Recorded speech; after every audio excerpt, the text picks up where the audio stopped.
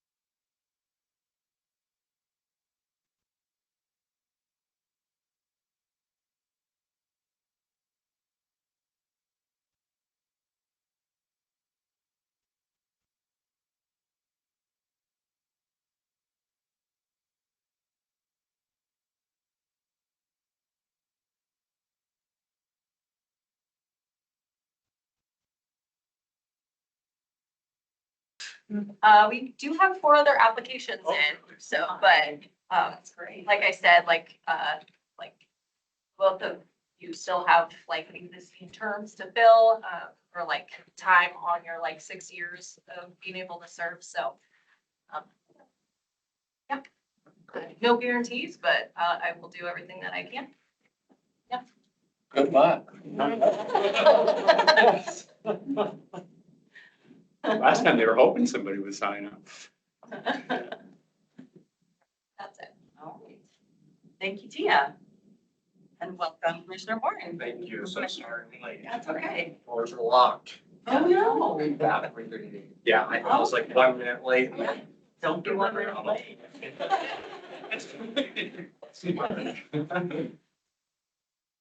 Right, now we'll move on to our guests that have joined us today.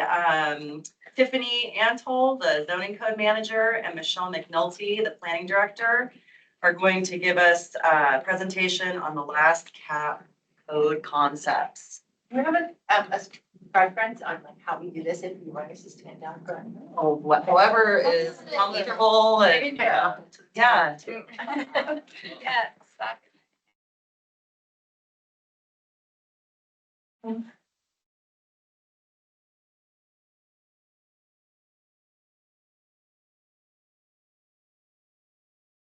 Are we pulling this up or are you gonna pull it up? I'm trying. Oh, okay. Looks like it's coming. It says I'm sharing. You can stop doing that. What happened? I can start buying time, but only so much, so. No, sing and dance. Oh, I can, but you don't wanna see it.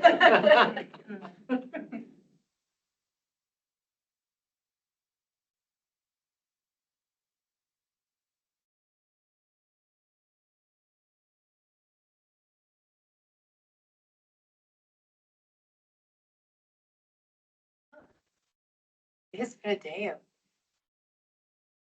Plug in, maybe?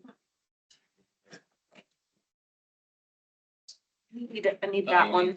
I would just come sit in the middle. Yeah. Right? Right over here. In between. Just huddle around. I like that. All the hate centers are kind of like sprinkled throughout the table. Thanks for good. Get my. Ta-da! Work. Yeah. I'll just let her. I know, right? There we go. I brought paper copies to the Sustainability Commission. I'm kidding. There we go. Single-sided, right? Single-sided, like an attorney.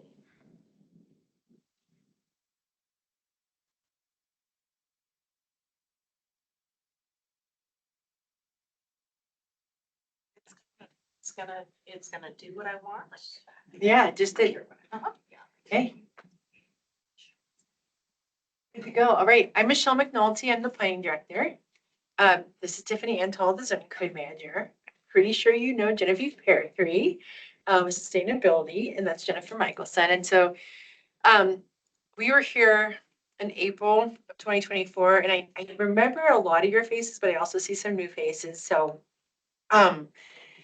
kind of the overview, this is a collaborative project between housing, planning, and sustainability, as well as Mountain Line, to do a holistic look at all of our codes. But I also want to say that it was also with the involvement of a lot of other people throughout the city, engineering, fire, development engineering, transportation. So a lot of people have had a lot of input pros into this project.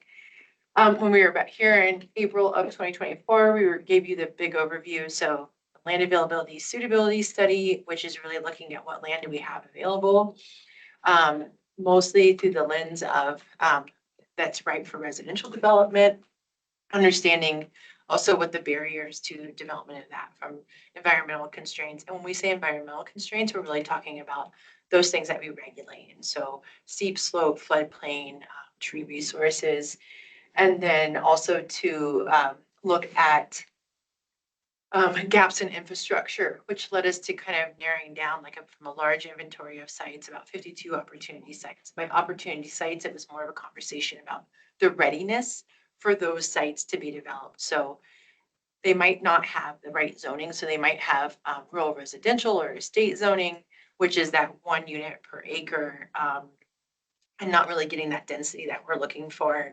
But maybe they're served by utilities, or they are that low density zoning and they have no utility, or they have both, right? They have the zoning and they have utility, and that's an opportunity site.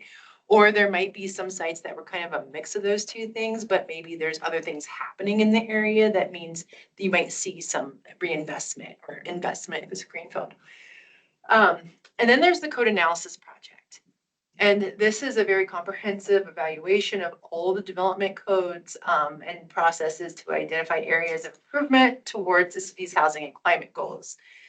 And this project has been broken down to 3 tasks. And I think after today's meeting, you're going to really understand what I'm about to say. And a lot of it is just because this is dense information. I remember, I think we've still whittled down the slides from the last one we did, and it's still going to be, we're going to be here tonight. No, but it is a lot of information, and we also don't want to get so far without getting those check-in points. So breaking it out has done that. So we finished the code diagnosis report, and what that is that's that barriers report that looked at all the different things that touch a development. So not just the codes, but also some of the processes like rezone process, subdivision process, which is in code, but it's also a process that includes different analyses, the traffic impact analysis, and then also looked at both of our housing and our sustainability incentives. And then, Question. yeah. Right. So was this like an internal report or analysis? It was, can you go back to that? Oh, yeah. It was internals in that we have a consultant team, and there was internal folks that we really shopped it with, our different divisions and teams.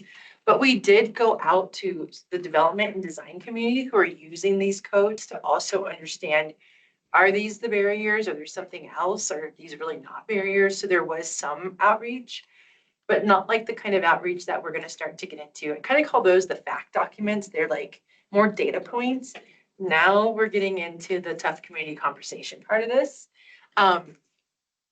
Which leads me into where we are today, the code concepts. And that was it's really to address those highest barriers that were identified in that diagnostic report. And specifically, now we are going specific to the zoning code. And the reason for that is because there's a lot of other efforts that are looking at other parts of the code. So sustainability is working with building safety already on the building code. And we've already found that from a housing standpoint, the building code doesn't really get in the way of that. It's really where we can improve on the sustainability end. And then we have our transportation engineering group working on a lot of, and our development engineering group working on a lot of engineering codes. And so at some point, we haven't really talked about this, at some point, we're going to have to talk about how we communicate that out of all the different, but for today, we're just going to talk about zoning code, but I promise you, there are other efforts being done to remove barriers. And then this will all feed in, you can keep this slide, but just really quickly, this is all going to feed into a final code concept. So right now, we're just kind of shopping, and Tiffany will talk way more about this, about what kind of conceptually are we okay talking about certain push points. Thank you. Where kind of no go, like don't even explore that option, or yes, the community has an appetite to go down that trail, or hey, have you even thought about this? So this is kind of still information gathering that will then form another document that really starts to drill into what those codes might look like. It will not change code. Tiffany will talk more about that at the end. Okay. This is just the overview of the different codes that we looked at. I won't read them all. I just kind of talked about them. And then these are the key barriers that were identified throughout that diagnostic report. And so this helps give us that kind of that baseline to then move forward to what do we focus on. And that transitions to what Tiffany is going to talk about with the code concepts. Thank you, Michelle. Thank you. Sorry, I was told that I was asked to talk about how this connects to the regional plan. So they are separate projects that have been running concurrently and informing each other. So specifically, if you think about the timing of the regional plan, the timing we were doing the land availability suitability, and they were doing some of that scenario planning, those things were happening at the same time. So we were kind of looking at the same problem, but through a different way. And then we were able to kind of truth up what we found. So for instance, the scenario told us, yes, we need infill and we need that development intensity where we already have existing neighborhoods, but we also need greenfield development. The last cap showed us that as well, that especially that land availability, it kind of talked a lot about that. So they've been informing each other. And then as we move through the barriers and these code concepts, we're checking in, to say, okay, where's the regional plan? Where are the comments coming from about where the community sees us going, so that we can kind of align and inform where we're talking about our code concepts. So the idea is that we get to a place where the final recommendations and the code adoption are kind of happening at the same time, because so we can start implementing the plan through code, because that's how we really implement the regional plan, right? Is through the zoning code or all of our development codes. So that's how they will kind of run in tandem, but inform each other along the way. Thank you. Now I'm going to turn it over to Tiffany. I'm going to apologize right now. This is really, really dense information. And if at any point in time you don't know what I'm talking about, just interrupt me, ask away, whatever questions you have. I kind of live and breathe this stuff, and I forget that I'm talking to other people. So really the point of our code concepts report, it feels like, well, you have barriers, you come up with solutions to fix those barriers. But there are lots of ways to solve a problem. And there are very dramatic ways, there are less dramatic ways. And so we're looking to find the community balance that's best going to resolve these barriers that we've identified that work towards our housing issues as well as our getting towards carbon neutrality. So with all of that in mind, this report comes out with some conceptual alternatives for how we might update specifically the zoning code and the subdivision codes. So this report is organized into two sections. It comes up with a series of scenarios. What you should really think of these scenarios as is their strategies to get to a certain outcome. The first and I will go through each of what those strategies and what the specific outcome is. But each of those little items are underneath that scenario or the places in the code that we tinkered with. We pushed and pulled on each one of those in a different way to get to a certain designated outcome. Now, at the end of the day, the right best strategy might be a combination of strategies. It's not one or the other. We can always pick and choose. But the idea is to understand what's going to sort of move us in one direction versus the other. The areas in which we're pushing and pulling in the code are our land use regulations, which is, and housing types. So for example, the difference between a single family home versus a duplex versus a triplex versus an apartment house versus a big mixed use project. And then we've got maximum density. Density is how many dwelling units we allow per acre. And then floor area ratio, I'll have a bit more of an explanation on that because that's something really only nerds know. And our maximum parking requirements. So all developments right now come with a set of parking requirements that have to be met. We also have currently already built into our code incentives for achieving housing and for achieving sustainable features.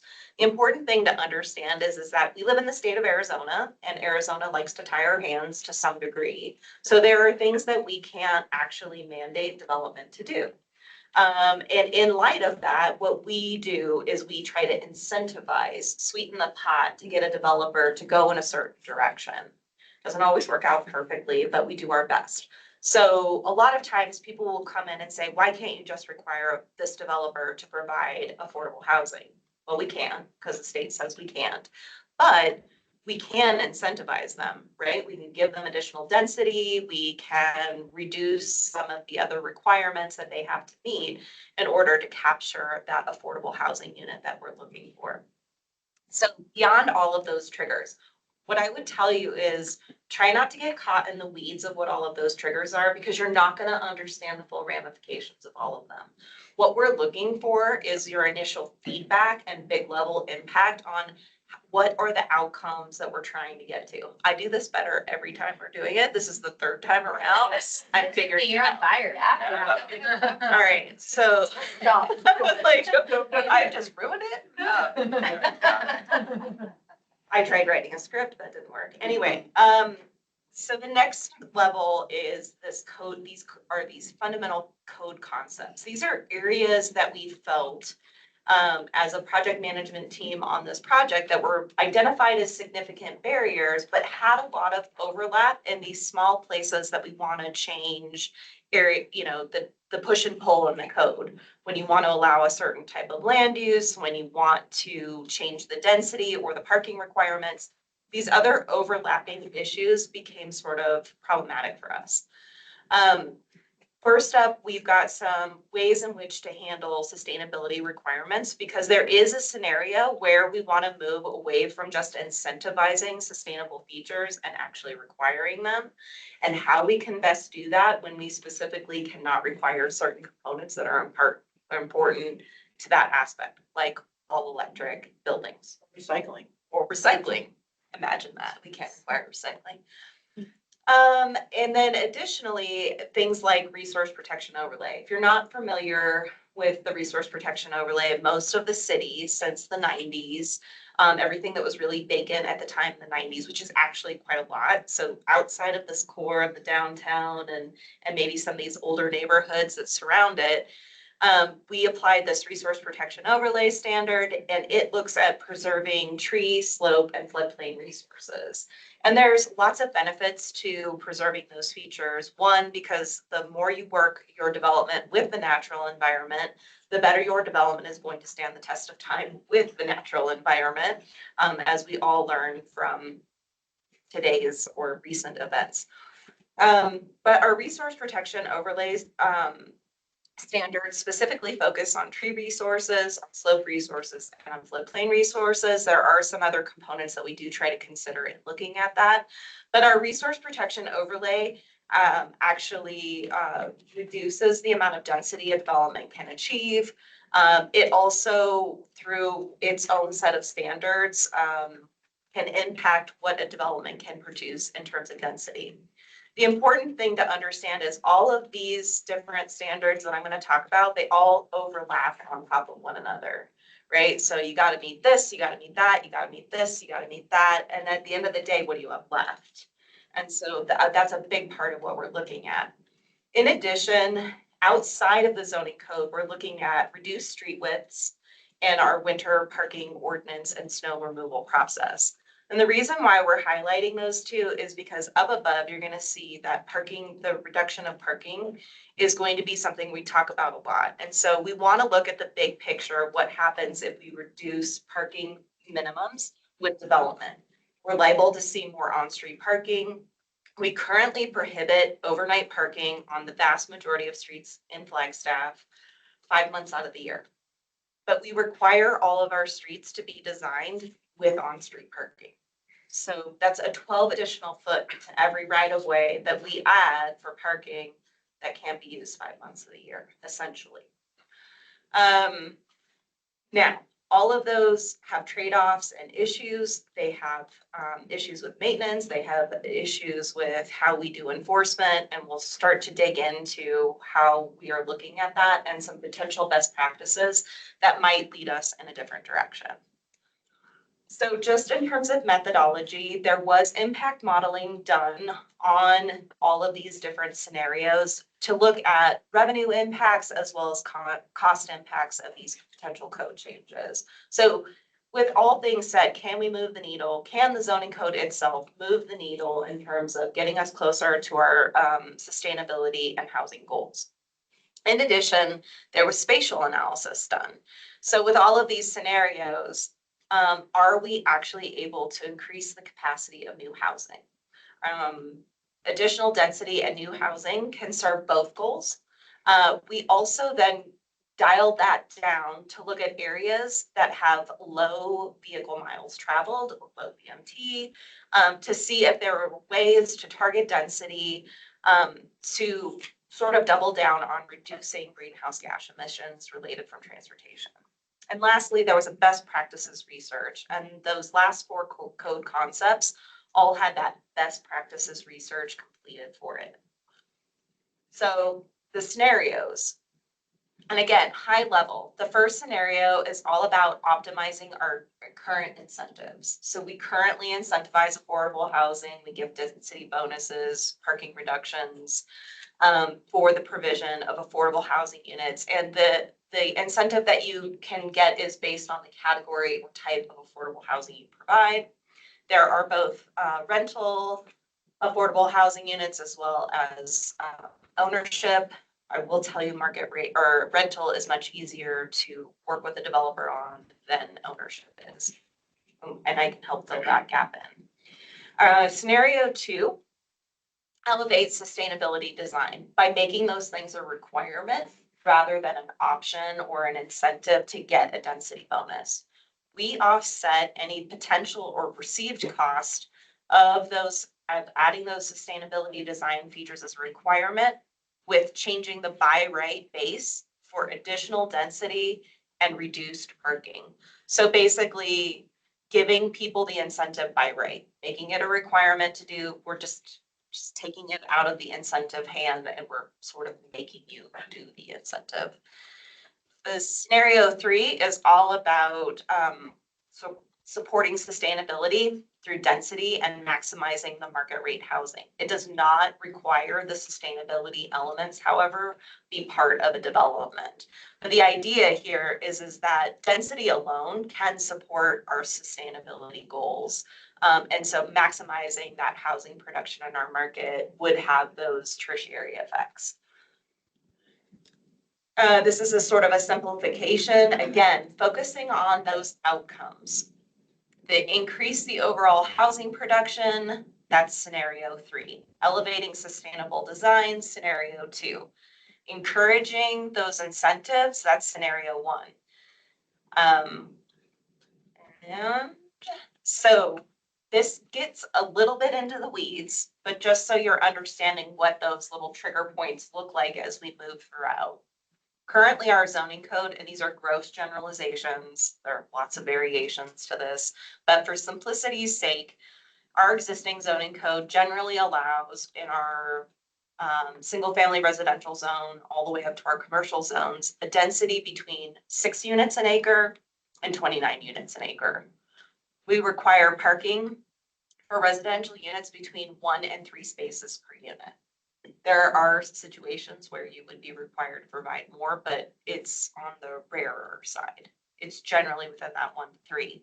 Then we have density bonuses for sustainability. There's a residential sustainable building incentive that you can get up to a 25% density bonus. For the affordable housing units, you can get up to 45%. It ranges between 5 and 45%. And then for affordable housing, there's also a parking reduction.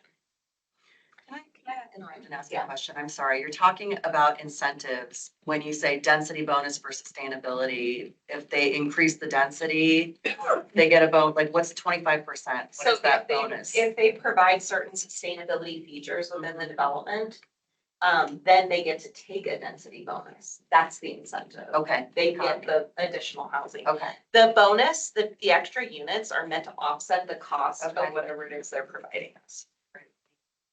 So scenario 1, in our modeling, we found that the break-even point on these incentives was not happening. Like they're not getting anything from the incentives we're currently offering. So scenario 1 just bumps up what is already offered as an incentive. So there's really no change to what is happening in our existing base level code or for a by right project. Scenario 2 takes those sustainability elements, makes them a requirement, and in compensation, we're going to go ahead and increase our density from 10 units an acre up from 6 to even 80 or even higher units an acre up to 29. So 29 is really that maximum level in Flagstaff right now, although there are other sneaky ways to get more density. Then scenario 3, so also in addition in scenario 2, we look at single-use residential, basically residential and commercial zones. That's the one thing about zoning is we tend to sort of segregate uses. Residential usually happens in the residential zone, commercial happens in the commercial zone, and industrial uses happen in the industrial zone. That's the way zoning was sort of initiated. That's not at all what our zoning code looks like, just so you know. It is all a hodgepodge of a mess. And you would be surprised. The single family residential zone allows multifamily residential. It's a little non-intuitive when you look at it. So with that being said, scenario 2 also introduces this new term or new code provision of floor area ratio. I'll get into what that means in a little bit more as we go through the presentation. And then of course it makes those sustainability requirements all requirements instead of just optional. Scenario 3, that outcome, which is really focused on that market housing rate production, it does the same, increased density, reduces base parking requirements, allows single-use residential and commercial zones, but it doesn't do the other last 2 items. It doesn't introduce the floor area ratio cap, and it also doesn't require sustainability features. The incentives, however, remain in all 3 sort of scenarios, strategies. There's always that ability to get even more with the incentive program. Okay, so use regulations and housing types. Of all of the 3 scenarios, there are some basic assumptions made about the use regulations and housing types. We have recently had new state laws enacted that have required changes be made to the zoning code. The first one that's already happened is in relation to accessory dwelling units. We now have to allow 2 accessory dwelling units. We cannot require additional parking for accessory dwelling units, and the list kind of goes on from there. There is an additional one that requires us to amend the zoning code by January 2026. So it means we're working on it now, where we need to allow these missing middle housing types, duplex, triplex, fourplex, and townhomes within any zone that allows for single family homes.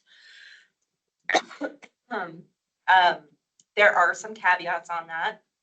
There is a provision that says we only have to do it within a mile of our central business district. We don't have a formally adopted central business district, but just mapping what that might potentially look like and taking a guess, that mile boundary includes all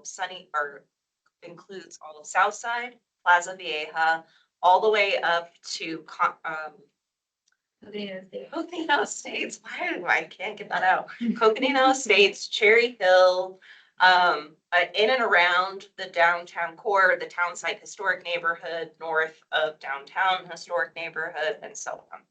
So there are some parameters. For the purposes of this study, they went ahead and assumed that we would apply it throughout the city and not just to that limited area. And there are some reasons for that. And in the future, we'll be talking more about what this code amendment looks like, because we'll be looking for some feedback from all of the commissions. Additionally, all three scenarios look at allowing residential uses by right in the commercial zones. Right now, we require a conditional use permit. So scenario one, which is always focused on the incentives, it becomes an incentive. If you provide sustainable features, if you provide affordable housing, you don't have to get the conditional use permit. In scenario 2 and 3, it just becomes by right. They would just say, yep, you can build your project so long as you meet all of the other code parameters. So, quick question. So what do we consider sustainable features? You said trees, slope, and drainage? No, that's resources. Those are natural resources. Genevieve is actually going to cover it in an upcoming slide, so you'll start to see what that looks like. Okay, maximum density. I won't dive into this too hard, but you can see that with every scenario, that base density stays the same for scenario 1, but increases for the incentives. In 2 and 3, the by right density increases. The same is true. So, and then these are the density bonuses. So essentially scenario 1, which is focused 100% on incentives, really doubles down on those incentives. It's a little bit less for scenario 2 and 3. What is important to note is our code has always put a higher density bonus on the affordable housing units and a lower density bonus on the sustainability provisions. So one of the questions we are going to be asking is are we still in that skewed bonus if we stick with incentives? Again, how does this bonus percent play out? Sure. So my property can have 10 units.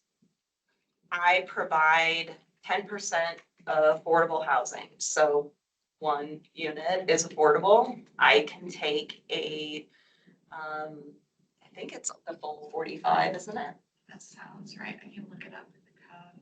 But it equates to like 2 or 3 additional units. So instead of just having 10 units, you're gonna have, You're allowed to build denser. you're allowed to build denser. So you can build Just understanding, 13, yeah. but of that, one of those units has to be committed to being affordable. I have another question. 10% anymore. So you start with 10% of the by right. Listening to. If you are listening, there is a trick in the math. Yes, it's not 10% of the ultimate density with the bonus, it's 10% of what's by right. So I know that you guys are really deep in this world, so this is regular language to you, but I do not know what by right development means. that's by right. And so it's means hard to follow your. You own a piece of land. Okay, so you own a piece of land and you come in and you say, what can I do with this land? There are a list of land uses that are permitted to be on that site, right? So if you own a lot in a residential zone, those are gonna be like single family. You can have a community garden. There's gonna be this whole list of uses. And it's gonna tell us that that land use is permitted. You can come in, you can get your permit, and you can go on your way and be done, right? If you just wanna build a house, you're gonna come in, pull your building permit, pay your fees, build your house, and be done. But there are always uses that we allow in the zone that we consider to be conditional. Okay. And that means that the use may be appropriate, but additional mitigation might be required.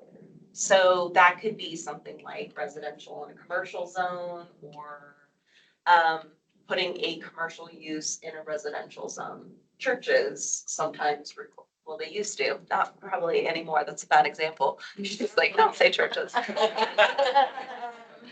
I'm trying to think right off the top. In our high density residential zone, you could have an office. So you could have office uses, but it requires a conditional use permit. Okay. So you'll go through, it's an additional process, there's an additional risk, there's additional cost to a conditional use. So I would not consider a conditional use permit a by right, but So any. by right is building in compliance with Yeah. the code as it exists. Yeah. Got it. Okay, floor area ratio. So the reason that this comes up is because we're talking a lot about density, which is the number of units that you can develop per acre. But in addition to density, there's this other little part of that, which is intensity of a land use.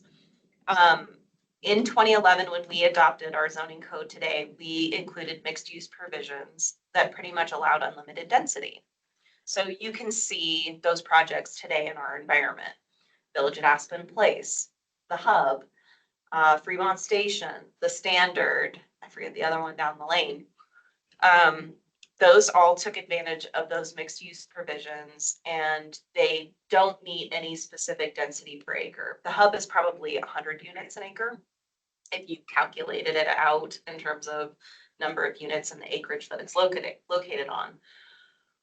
What our zoning code didn't always consider is that the number of units that would come in at 5, 6, and 4 bedrooms with the intent, with the idea that each one of those rooms would be occupied by a different individual or different renter. Okay, so it introduced a different model that wasn't expected when that density allowance was given.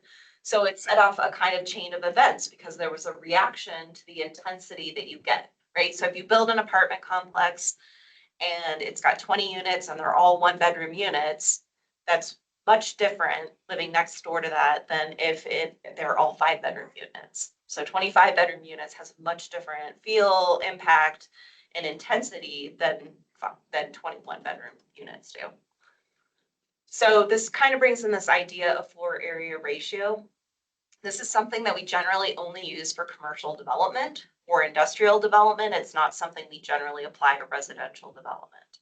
And I kind of poo-pooed this when I first saw it, but it's actually a really smart idea. The reason why is floor area ratio. So for residential development, we generally look at lot coverage, how much of your piece of land you can actually cover with a structure. And that usually only takes into account the footprint of the building. For floor area ratio, it takes into account all layers of the building, right? So you can see 100% lot coverage versus only 0.25% lot coverage, but they have the same floor area ratio. All right. So this particular lever in this study talks about applying a floor area ratio only to scenario 2. And the reason being is it's a way to actually sort of tamp or to measure or to mete out or another provision to equalize density and intensity. So if you had a 3,000 square foot lot and your floor area ratio is 0.5, that means that you're going to have a total floor area ratio of 1,500 square feet. I did that right. Yes. Yeah. Oh my God, my brain's going. I know. I'm like, tell me. So you're saying the max footprint that a building can have is the 15. All stories. So even if you were 2 stories, you could be 750.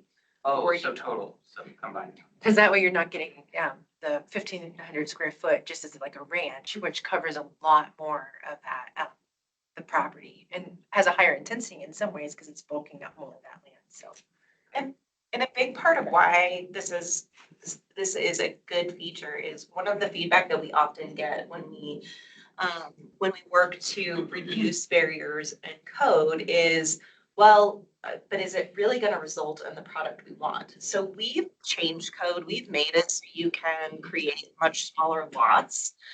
In the idea that we would get more density, we did get more density, but we didn't get smaller houses. And so bigger houses on smaller lots are still a thing. Still cost a lot of It money. is, and it does cost a lot of money. So the idea here is maybe there's a way to tweak that sort of allowance that when we get to smaller lots, we're pushing towards getting smaller houses. So this is just one idea. It also helps to measure intensity because again, a lot of those missing middle types are going to be allowed in areas where people didn't expect them. And probably aren't going to notice it until it starts to happen in their neighborhood. But there will be parameters with these floor area ratios that will make it so that all of a sudden there isn't a 20-bedroom fourplex next door to somebody who'd never anticipated living next to a fourplex. All right. So that's the floor area ratio. Parking standards, same sort of aspect as density. Takes existing code. You could see what that looks like, and that's sort of the average. For scenario 1, parking gets reduced for only those incentive projects. For scenario 2 and 3, it becomes a reduction by right. And that takes me to Genevieve. So now you're going to start to see the sustainability items. Yeah, so these are the features that the consultant team looked at in this study, and they are detailed in the report as well, but I'll just go over them in a little bit more detail today. So as Tiffany mentioned, the consultant looked at the existing code and the scenario 1, where you optimize incentives, scenario 2, where you change the base code so all development has to meet higher design standards, and then scenario 3 is where you change the base code to get more density, like you also do in scenario 2, but you don't have those sustainable design standards in the base code. So basically, our existing code has sustainable residential building incentives that currently cover energy efficiency, all electric buildings, water resource conservation and protection, materials management during construction, and then having EV charging spaces. So that's what's currently in our zoning code. The base zoning code that like if someone just want to come build a house, not take any incentives, they don't have to meet those standards. So they really are above and beyond the base code. And so then scenario 1, if you increase the increase the benefits of the incentives, the idea is that maybe more people would take them. So those features are still those incentives. The ones that we currently have would basically be pretty similar in scenario 1. Scenario 2 adopts them by right. So again, what would the base development have to meet? And then there's a lot more features that could be incorporated into the by right. And this isn't an exhaustive list either. This is just kind of this is the general direction where we could go. Obviously, if we do end up going this way, we will tweak these and make sure they work like staff. There's lots of options, and those are in detail later on in the report as well, because the consultant did best practices research. So they did a lot of stuff looking at what other cities are doing. So the ones in here, Sorry. the ones in here are just kind of like these high level concepts of things to consider for incentives as well as the base code. So just a little bit more on what's in there. So looking at energy efficiency, having all developments meet some sort of, or the requirements for some sort of energy efficiency standard. The report talks about a national green building standard, but again, that's just kind of a high level concept. And then in Arizona, we can't require all electric buildings, so that would still be an incentive in scenario 2. And then on-site solar, I assume we probably can't require solar either, so that's also an incentive. But all the other features then become required for all development. So then water resource protection, so it's like water sense, faucets, shower heads, toilets, things like that. Sustainable materials, I don't remember exactly what they looked at, but that's basically having requirements for materials. Let's see, they're more sustainable. Let's see what it say. Okay, forest stewardship council, wood products, and low carbon concrete for the specific example making. But again, these are just kind of high level ideas of what we could do. And then for deconstruction, that would be if you have a development that you're demolishing to build something new, certain requirements for recycling materials and disposing of them. Then EV charging spaces. So that would apply to both single family homes and multifamily. So for single family, providing that 240 volt charger in people's garages if they have a garage. And then for multifamily, requiring a certain number of spaces to be either ready spaces, so they have the wiring in the ground, so you can just stick a charger on there and you're good. Or even actual full EV charging spaces with chargers. And the last two, secure bike parking, that's more for multifamily developments. So basically having a place where people can have more secure parking for their bikes, like bike lockers, covered bike parking, things like that. And then transit passes that would typically be for multifamily. So just giving residents free or reduced cost transit passes. So it's all kind of looked at all of those things, and in scenario 2, most of those become the base code. But in scenarios 1 and 3, what we currently have in our incentives kind of stay there. They just get more, the density that they get, the developers get, and the reduced parking would increase hopefully the desire to take those incentives. Okay, next slide. And so moving on, the consultants also did carbon emissions modeling. So that was primarily on their buildings. They did do a spatial analysis looking at where people are driving to. These, I talked about that a little bit. So this part's just focusing on emissions from buildings. So they looked at different sources of carbon in developments over a 30-year time span. So they had, 6 categories.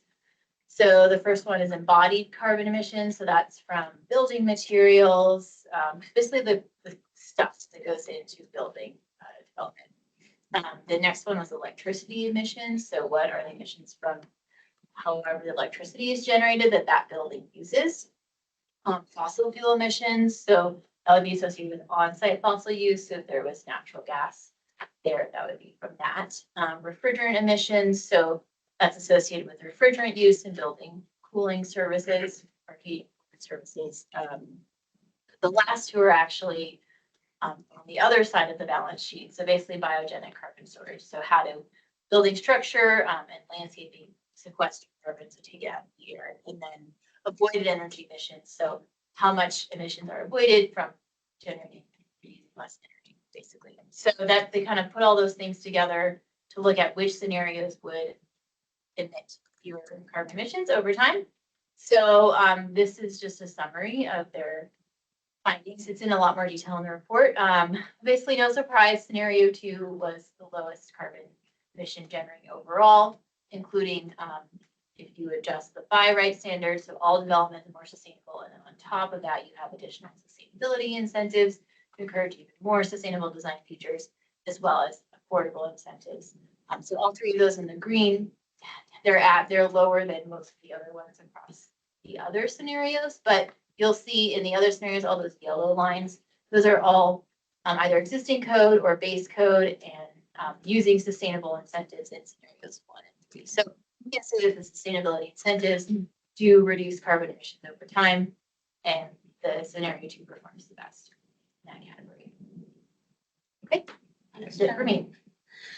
Okay, so now we're gonna jump back into, when we looked at those scenarios and outcomes, all of those got run through prototype models to look at the costs and impacts of those. And those are all within the report and you can look at them. It's not as exciting as I wanted it to be or dramatic, like we could lower the price of housing by $5 million, but it didn't really happen. But there are absolute reductions that do come into play and can be made. And so there are definitely things that our code can do to achieve reductions. So in addition, there was sort of a spatial analysis completed to look at the scenarios and actual total capacity for new housing. So that's new net units that could be added into the city under each scenario. Of course, you'll see that the scenario 3, which focuses on housing production, achieves the most housing units. Of course, the idea here is that more housing units would potentially offset the cost of housing. I know that there's a lot of parameters that get built into that, and there's no absolute guaranteed assurance that housing production will, because there's a lot of other things that need to go into it. But housing production, as well as the production of affordable units, are both part of our housing goals and outcomes that we're looking for. So what do we consider a unit? 1 bedroom, 5 bedrooms? The actual dwelling unit itself, so that would be whatever bedroom, whatever sleeping quarters, eating, and sanitation. City then is not managed in that scenario. It's It's just the count of addresses. So just total actual units. Scenario 2 is the only place where we were looking at that FAR, but again, the important thing to recognize is that we can pull levers from different places, right? So depending upon what direction we go, we can utilize those different features in different places. Can I add on to that real quick? Yeah, Jen and I were yesterday asking, why was the FAR only in scenario 2? And it could have been in every scenario, and it's just because the consultant wanted to see, they basically didn't want to repeat the same thing. So it's not tied to sustainable design standards. But they just argue that because it might result in smaller units, that. Oh, yeah. So it is kind of, but But like, yeah, it doesn't. not directly. Right. So it could be in any of the scenarios. So that intensity could be regulated in any of this. So their argument is if you can create smaller units, you'll have smaller carbon footprint. It's kind of more the people per square foot it matters, isn't it? I mean, once it's built, Once it's built. Space heating though, water heating, those are all, water use, they're all tied to the size of the building. And also when you get those densities, then you can start to attract transit, and then you can start to attract the other things that contribute to sustainable community. So neutrality. does that mean there's like a gap potentially in scenario 1 and 3 that doesn't have an FAR? Scenario 2 is the only one where they apply that FAR standard to, but we can do that anywhere in any of those scenarios and different outcomes. Changes the intensity, but the same general usage, I guess. Okay. In addition to the spatial analysis, just based on the scenarios, they tried to look at areas in the city of Flagstaff that already had a low VMT. And to see if there were any specific zoning districts we could then actually target for increased density and reduced parking, because they were already in a place that was successful in that regard. The only zoning district that really has low VMT is the Central Business District, which is right over historic downtown. And so it's an interesting mix. It's already an area that has really restricted parking and limited parking abilities. So overall, what they found was if we were really going to go this route, it wouldn't really just be one zoning district we would target. It would most likely be an overlay. So an overlay is we take a set of zoning standards and we just plop it onto a certain particular area. In this case, it would most likely be along a transit corridor. Then we would be pushing density or like maybe just bigger mixed use projects in those particular areas and giving them greater leeway and flexibility to build in areas that strategically get us to lowering vehicle miles traveled. All right, so the key findings and implications from all of these scenarios. Surprise, surprise, the existing development environment in Flagstaff is extremely challenging. There are a lot of things that are outside of the codes and development standards and requirements that the city has that impacts the cost of housing. And that alone is the cost of, the high cost of construction, materials, labor, land, things that are outside of the city's control that we cannot change. With all of that being said, scenario 1 did present, that's at it, focusing on the incentives. It does present a viable opportunity for increasing the attractiveness of incentive programs. If we double down on those incentives, we could push more people into using them. And financially, we can make it more feasible. This is the higher risk strategy for increasing housing production and achieving carbon neutrality because it doesn't get us to higher density. it's gonna keep us sort of in the status quo of where we have been. It is, however, the lowest risk option for Prop 207 claims. So Proposition 207, if you're not familiar with it, was a voter initiative. It is basically, it prohibits us from making changes to the zoning code that would decrease the value of somebody's property. If somebody comes in and says, you changed the building height from 60 feet to 45 feet, my property is now worth less because the development that would have been allowed, I could have made this much money off of, and now I can only make this much money. We would need to compensate them for the difference in the value of their property if we change the code and we want to stick with it, or we can waive the code parameter. So we always have that option. I don't think we have endless amounts of money to always pay off what that code looks like. So we always are trying to strategize and weigh the risk. When we add additional requirements, are we giving enough benefit to the developer? And that gets us to scenario 2. If we're looking at adding additional standards, making them part of the just by right requirements, we need to sort of offset that with some additional benefit that's going to make it worth the risk that they're not going to ask for a waiver of that code provision. So that's why you see scenario 2 teamed with the offset, the higher density. We're giving things by right to get a little bit more.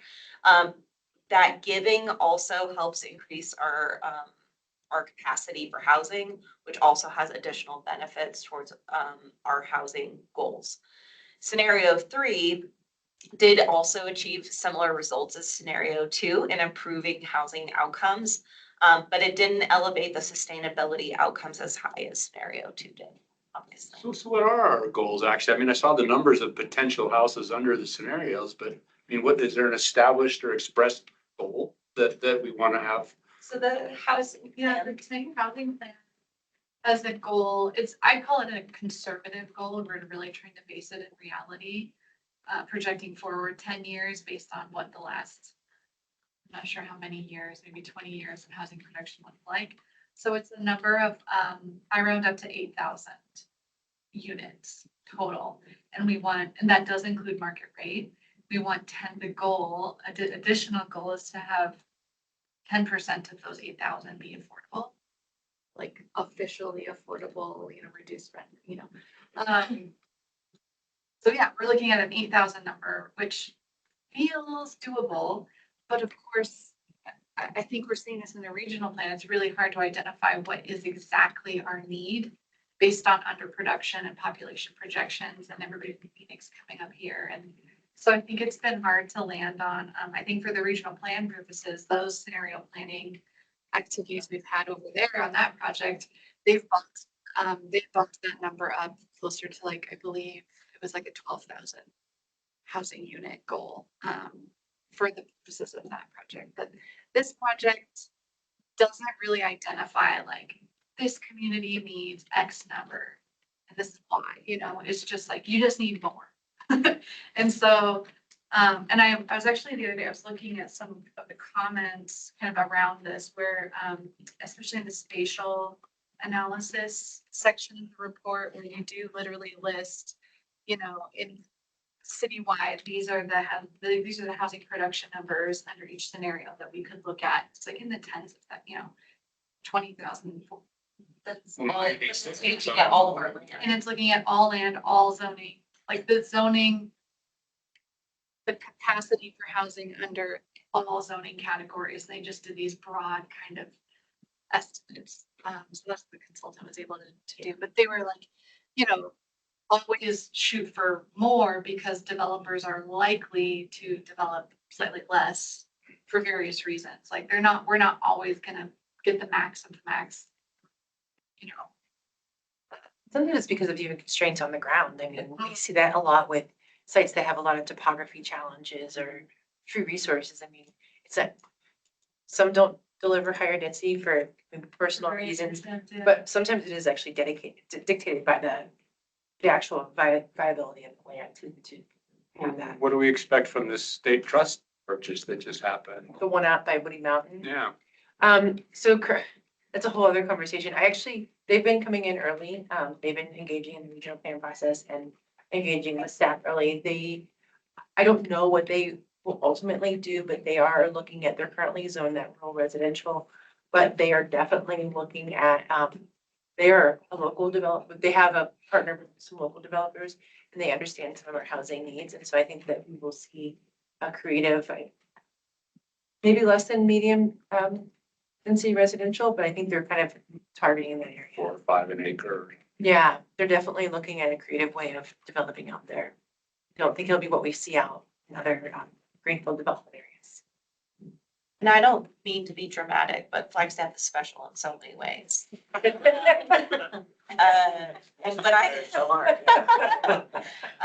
we're special because we're special, but it also increases demand for people to be here and to want to be here. So we're attractive to vacationers, we're attractive to second home owners. Short-term rentals only exacerbated the issue. I mean, for as long as I've been in Flagstaff, those have been always the issues, and housing has always been an affordability issue here, where the rest of the nation is having a housing crisis. We've been having that housing crisis for a very long time. And it's only ever gotten worse. Today's rates actually make me want to cry. I just don't even see how it's possible. How does the student population factor in that? Because that's exploded. And that's another component to the specialness of Flagstaff. That we do have a large transitory population. Our total population surges during part of the year and releases during part of the year. So, those are also things that we have to absorb and fit into the housing market of all of the people who need. And so knowing that there's all of those competing factors, I think it interacts with what those numbers look like. And so we either need to go more or maybe a little less, but it can impact what that housing production looks like, because sometimes we're producing units for more than just the people who live here on the regular daily basis. Well, I think But we're also producing for people who maybe work here and can't afford to live here. And so it'd be nice if some of our students could actually stay here and not lose the whole brain trust. It would also be awesome if our employees could live here and we wouldn't lose them on a regular basis. I was kind of thinking of Tempe, I went to school there a long time ago, and there must be 1 million new apartments or whatever built, that I'm assuming are all supporting students. And that's what the hub is, right? Is a student housing primarily? Mm-hmm. And we talk about this all the time, and I say there's no such thing as student housing because all housing is housing. But there isn't a land use called student housing. It's just that we didn't anticipate that model of occupancy. That's probably the most effective way, right? To house students, in a 5-bedroom apartment. I don't know. I mean, when I was a student, I shared one bathroom with 4 other students. So this idea that everybody has to have their own bathroom is new to me. I could put it in the middle, Like, what? We could all have our own bathroom? Oh my God. I can share anecdotally that, Jenny Neiman, Climate Action Section Director, sorry, Commission. I can just share anecdotally, we've had an employee at the sustainability office that lived in the hub because it was the most affordable option for them. So I think it's best to think of it as housing. Yeah. And then the landlords are gonna rent to whoever they might market to a certain demographic. Right. But when that demographic, I mean, I will give NAU credit. I think they do a very decent job and they're continuing to do better at providing housing for their students and partnering with the city. So I kind of look at, even if it started out as targeted for students, Marketed towards. it could be that professional that needs it in 10 years. So it's still, like you said, housing. It's a step above single roof occupancies that I Experienced. But I mean, I completely plan to Golden Girls it in an apartment. No doubt. All right. Across all of the scenarios, parking reductions were critical to the market feasibility of higher density prototypes. If we're really gonna make higher density works, we know we need to reduce parking reductions. There is friction when we talk about parking. Everybody's got a different feeling about it. We're either too far, too much, too little, too high. It's parking. And then if the city desires to concentrate density in areas where households are like less likely to drive, we're gonna need to do targeted rezonings or an overlay or proximity-based regulations. We don't have a zoning district we can just pull from. And if the policy goal is to broadly increase density throughout the community, and that's part of it, we're trying to reiterate, like, are we on the path of the right goals? Are these the outcomes you're wanting to see? This is the feedback we're looking for is, that scenarios 2 and 3 are our most effective approach for achieving that end. I'm gonna throw these up here. We've gone through a lot of details and we are definitely looking for some help on some specific decision points. We're generally looking to see what scenario outcomes are preferred. It could be at the end of the day that you want all three, right? You want housing production, you want sustainability features, and you want the incentives.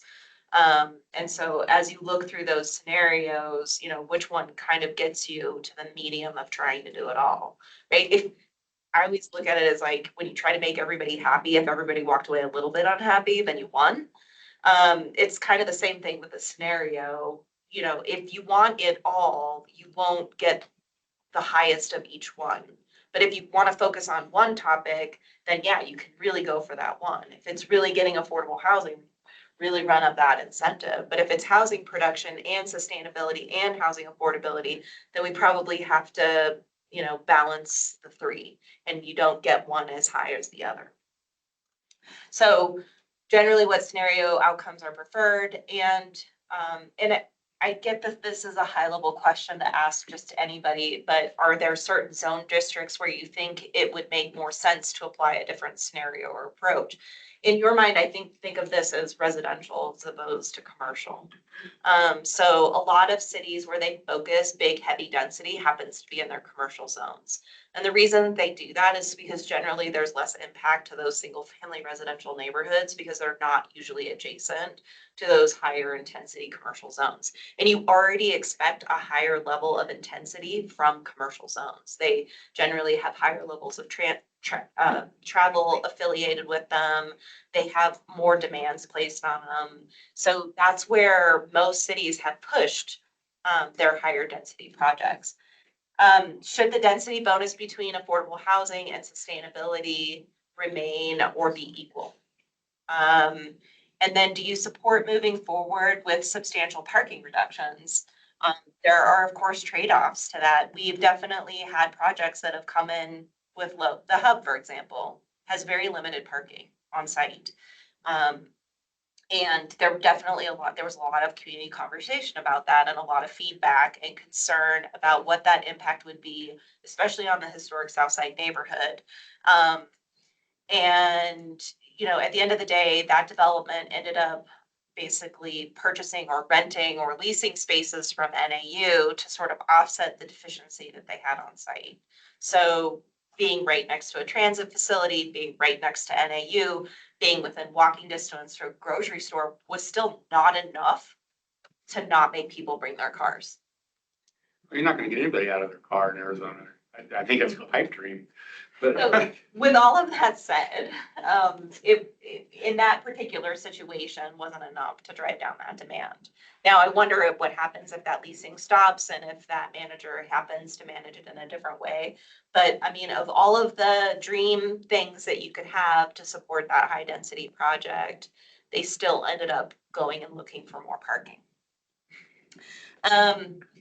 Do you want to pursue a code and map concept that would more narrowly target density along transit routes, for example? Do you want to just focus sort of really densifying those areas where we know that there's already low VMT, or are we willing to go out and add density in other locations? I would add that it's a chicken and the egg scenario. So I had feedback the other night of, well, we rezoned this site to high density, but it didn't have transit. Well, transit isn't going to serve vacant property, right? We all know that. It's the same thing. Grocery stores don't move in until after the people are living there that are gonna buy groceries.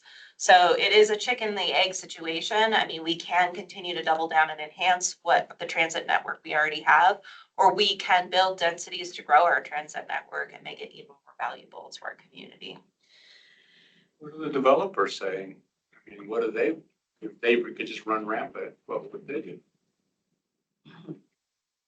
No, I mean, it Especially in the depends- urban areas. I'm not talking about the, you know, the It- green fields, but just Right, the, depends on the kind of developer you are. I mean, we definitely have developers today who are like transit all the way, I'm close to transit, we don't need parking, we're good to go. so they're building that into their design and their thought They're- on it. I mean, there are some that are there and they're ready to take that market risk. And there are a lot of cities that have just left it up to the market to figure out whatever parking issues there are.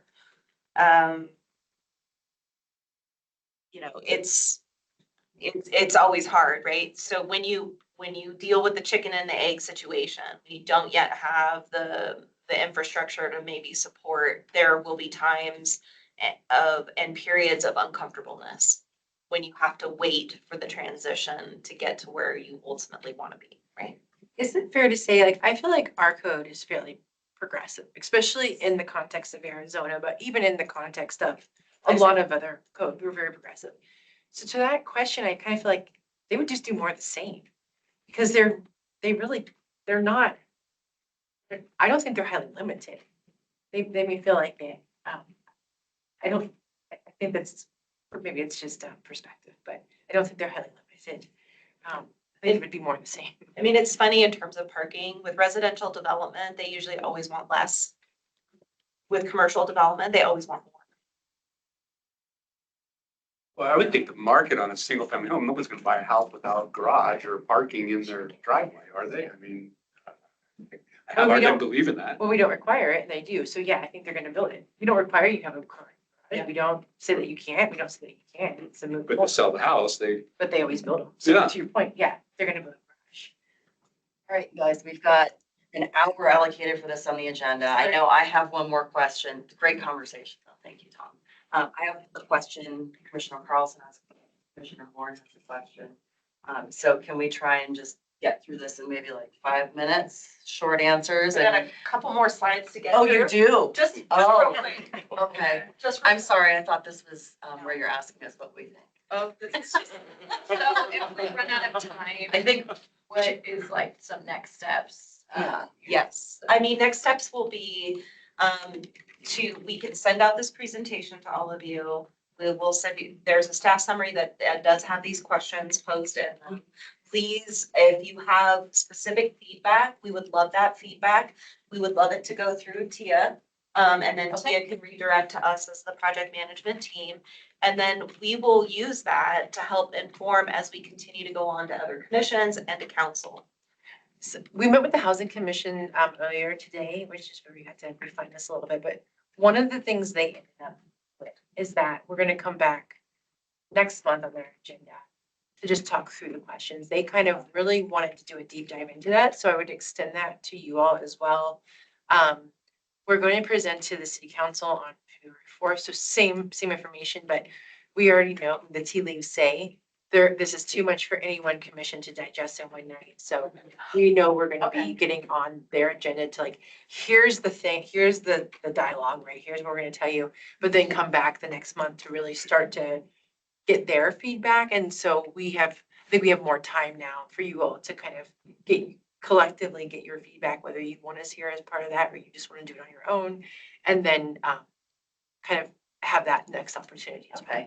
Well, we'll see about future agendas and having you guys back, maybe because we are tight on time and we have a lot of neighborhood sustainability grant stuff to discuss. So I'll rephrase what I was gonna ask as more of a comment than a question. And we can have dialogue through Tia via email or at a future meeting. And I'll ask that maybe any other commissioners do the same if possible, just to keep the amount of time we take short. But one of the main tools that I know of in sustainable development is mixed use. And I heard you talk about mixed use with respect to the not just student housing developments. But I think that I have a friend who does community policy advising at the EPA, and like one of his mantras is high density multi-use. Like that's how you do sustainable development. And so I'm curious why we're not pulling on that lever more. And I would just want to, make a note and flag that I think there's a lot of room for incentivizing or including mixed use, especially when we talk about development along transportation corridors. Like, I think there's a lot of opportunity. And to be clear, are you talking about vertical mixed use where it's all in one building or kind of that No, horizontal mix? either, Because because they go together. thank you for that. because- Multi-density or high density Yes. mixed use goes together. And that is Yes. the key to, Yes. because then you can reduce the transportation needs and like you have everything in like little neighborhoods. So just really quickly, our code did do that, did it really well. And then we took a step back. Okay. Based on community concerns, but we're hoping to get back to that. But so it's there, it's just that we have it and it's built in, but the density level right now is too low. So this, we talked about commercial zones being a barrier, this is why commercial zone is a barrier, because we've set the density level too high, too low to really get back to that mixed use development. Just really quickly, I'll go through these code concepts. There is a lot of literature in the report it's worthwhile looking at. So that sustainability and transportation demand management is all about that menu and goes through all of those different sustainability options. And Genevieve kind of covered sort of that initial, but there's just more details in here and it gets more towards transportation demand management Yeah, options. just the ones I talked about were basically building stuff and site design stuff, and transportation domain management is, how do you get people out of cars a little bit? So that's, there's many of that as well. And then the resource protection overlay we talked about in the beginning, this proposes making some broad overlay changes. What their suggestion based on literature and research and what other communities do is to take our broad overlay approach and narrow it by specifically doing research and identifying where our priority resources are rather than trying to save all of the resources. But they look at that as like an overall long haul project and they suggest some other small, relatively small changes to our resource protection overlay standards. Because it's also one of the overlapping things that impacts density and all of those other things. I'm sorry. Yeah, I think, can we just tie it up and and I just want to make sure that the other commissioners get to make comments. And then the last is just street widths. We're just looking at that and our winter snow parking, but I think we've talked about that to some degree. So that's really the gist of it. And we have some more decision points that are part of the report. Thank you so much. Yeah. Thank you for letting us take so much So time. much for Commissioner Carlson. One follow-up question at least is on that resource protection overlay, what would that potential switch look like? So right now with resource protection overlay, we have reduced density standards. So that's one of the switches it talks about is not reducing density just for being in the resource protection overlay. But two is when you layer all of the resources on top of one another, say within a single family subdivision, you end up setting aside 30 to 40% of the total gross land area for resources. You cannot use that for housing. So when you walk into a 20-acre site and you're already setting aside 30 to 40% and you still haven't even started to build your roads, you've just, again, lowered the density. So, our density limit might be 6 units an acre, but with all of these standards combined on top of it, you can only get to 4. And so a follow-up to that is how does that 30 to 40% impact like carbon sequestration and, green space that might be needed or part of goals for the city and also like climate resiliency of the site? Because imagine they're in place to make it more resilient in general, right? Sure, and part of this, and so the issue with our resource protection standards is when they were created, there was a percentage of resource points that needed to be preserved across sites. So in commercial and industrial, tree resources need to be saved at 30%. In residential, it was 50% because at the time we were incentivizing commercial and industrial development. Well, now clearly we're trying to incentivize residential development, but we're depending upon residential development to preserve all of the resources. So there's a balancing act there. Resource protection overlay is not meant to be and not meant to fulfill the open space requirements that we need as a community. So we do have additional requirements within developments for amenities and green spaces.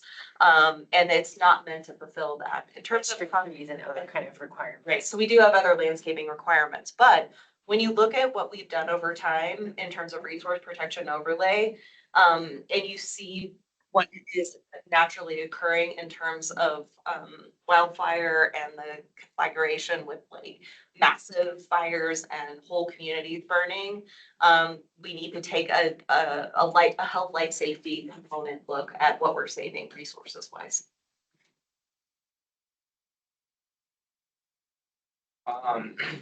So I guess I'll try to frame this as a statement more as a question than a question. Just what I was kind of thinking with lower vehicle miles traveled. And I don't know if this is even possible. I was thinking maybe there could be more incentives for better sustainability standards for building if there's more vehicle miles traveled to try to offset that. Because I mean, I don't know, I think that too much density is a problem, but then building out something to kind of offset that, but at the same time, there's the whole problem of vehicle miles traveled. So I wonder if there's a way to make them be more sustainable the farther out they are from the center of town. Same thing on parking too, like more vehicles miles traveled. Yeah, I definitely appreciate the take on the reduction of parking. I think that's a key component of the mixed use, especially because like, you know, it's just one other incentive to have someone consider a lower car heavy lifestyle, essentially. So, yeah, I'm a big fan of that.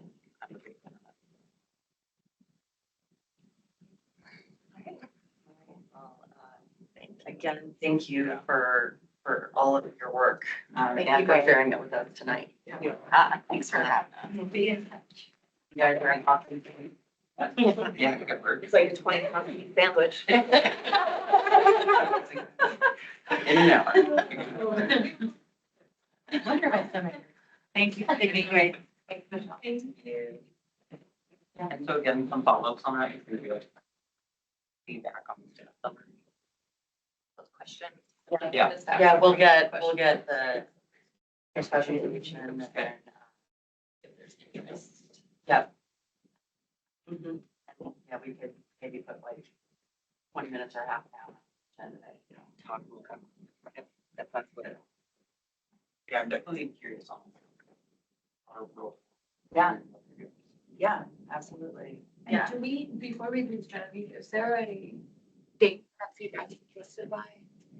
Yeah, That's a do good you wanna- question. Yeah, so we're going to council on February 4th, so we'd send feedback maybe a couple of days before that ideally, just to give folks a chance to look at it, but it's not final, like it's really an iterative ongoing process, so we're gonna go back to Housing Commission after that date, so if you want us to come back after that date, that's totally fine. We realize that we need to do a lot more engagement and give people more time to digest and provide feedback, so if you have initial comments, go ahead and send them. But again, like if you want us to come back, we can absolutely do that. We can go through those decision points, look at the scenarios and say like, what components of these scenarios resonate the most with you? And also those other questions about like parking, protection, things like that. So we can absolutely do that if you're interested. If the February 4th, if they, I guess they probably won't adjust their presenting it then, but so I guess up to February 4th is still fine. Yeah. Stay about council level. Sure, it would just be helpful to know. Yeah. What, if anyone has feedback, in case council asks, hey, what are you hearing from the commission members? So maybe do some communities beforehand, that would be great. But yeah, the council commission, council presentation is basically the same thing we saw tonight, and it's probably gonna be a lot of this discussion, trying to understand what's going on. My guess is we'll go back to council as we give people more time to think about it. So there's a lot to take in, so just do what you can, but if you have comments, please send them, a couple days before February 4th. And if you want us to come back, we can absolutely do that and walk you through the stuff, just kind of get a little deeper into each of it. Do you guys, do you have enough time on the agenda with the council to have a discussion with the council following your presentation? And I assume there'll be quite a few comments, right, and there'll be public comments. I think it will be quite a long agenda. They don't have an end time. Yeah, they don't have any time. So Oh, that's it's right, that's right. We have the city hall till 11. quite a minute, and we'll probably have to come Okay. back, Okay. at least once. So do you think our feedback prior to February 1 is just if the council members ask what the commissioners are thinking? Yeah, in general, because the presentation, it's still really just what's in the report, these high level concepts. So, yeah, if you want to provide formal feedback as a commission, that in a meeting. So, but yeah, but it'd be great to just hear, if you can provide feedback, it would be helpful just to hear where people are thinking and what resonates with folks and what doesn't.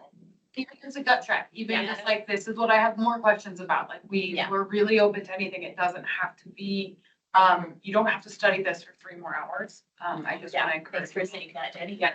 And, if I can say too, this is the most impactful thing we've ever done in terms of climate. This study will move into then the work of updating our codes.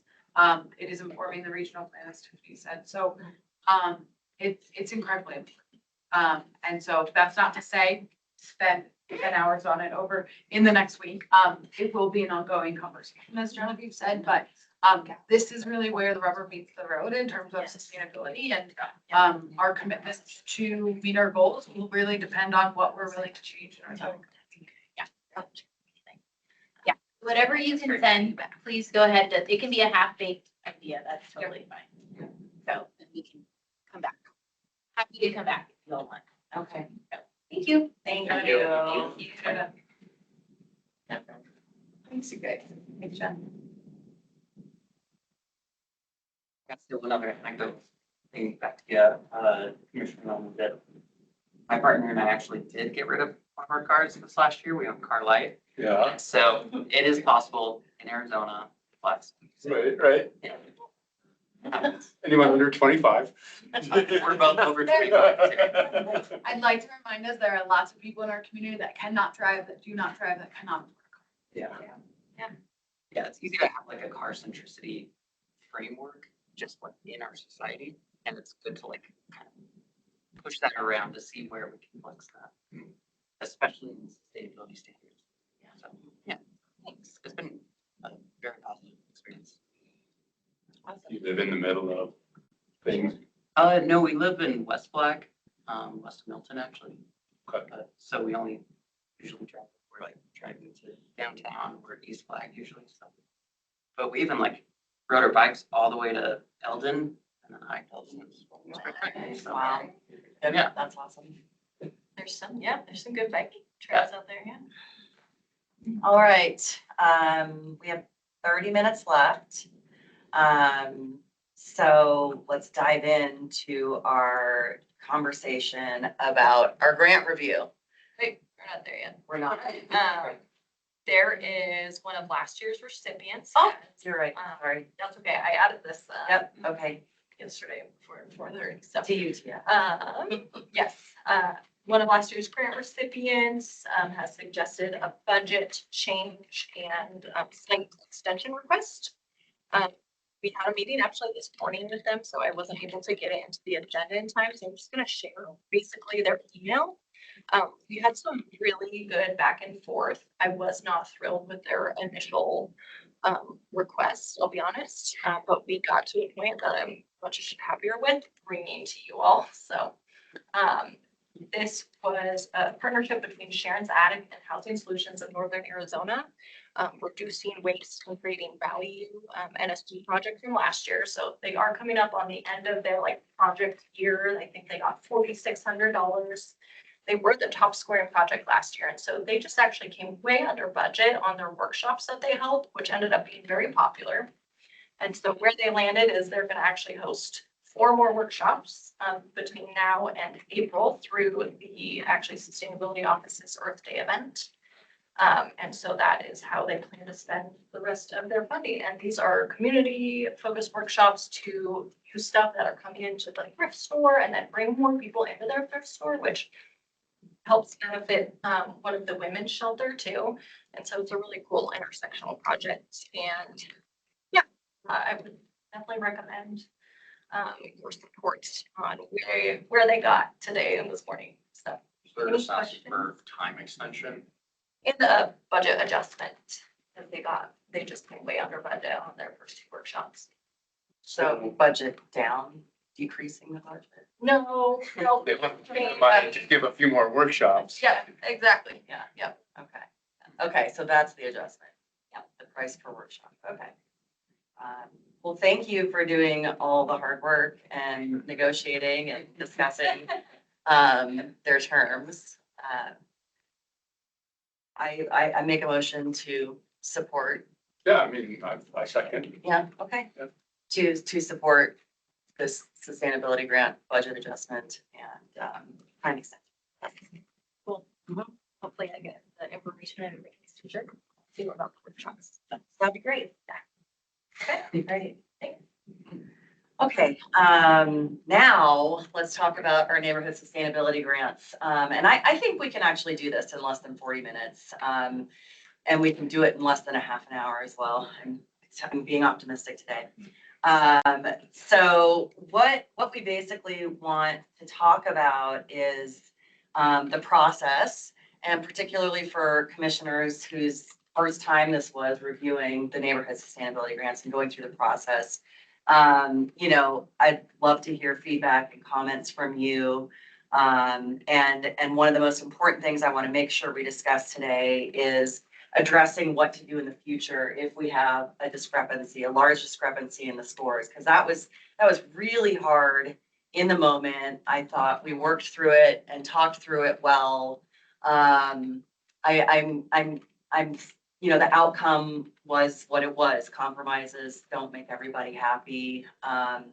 So I want to kind of, you know, discuss how that went and talk about options for how we could set up a system to try and make a better decision or just make sure that, yes, Tina. Oh, I thought you were gonna save me. Well, I have the questions that we decided on up on the slides that I Okay. can bring up. And then Nice. also I did solicit feedback from folks that filled out the application, good. got very low response rate. And most of the like optional, like fill in the blank questions were left blank, but still a good place to start and something we identified in the equity assessment, like we just need more data on how we're Yes. doing. And so really quickly, I would love to share that really please. Great.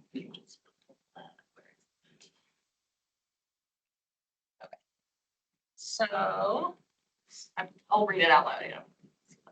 So how easy was it to navigate the grant application? We have 2 10s and 1 5. So 10 being easy, 1 being awful. Okay. No feedback on application platform. Were the instructions for completing the applications clear and easy to follow?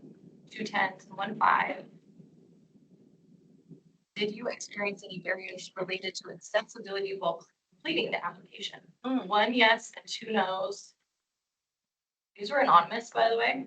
They Okay. could, at the very end, like provide their contact information if they wanted to.